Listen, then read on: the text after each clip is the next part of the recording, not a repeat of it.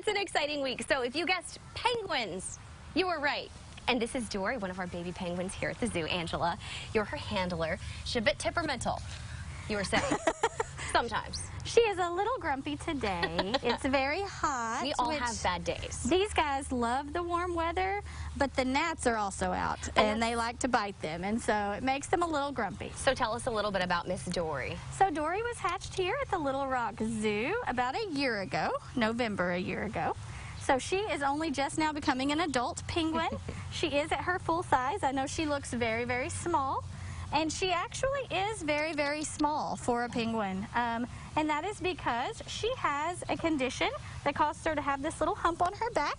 It's very similar to what humans have in scoliosis. So her spine is a little shorter and it's a little wider at the top. So she is a special little girl, but this is as big as she's going to get. So I know penguins come in all shapes and sizes. I was reading that there's anywhere from 17 to 20 different types of penguins. Which one is she? So she is an African black-footed penguin. These guys come from the coasts of southern Africa, where it is very warm. And that's a common misconception that people have, that penguins come from the cold weather.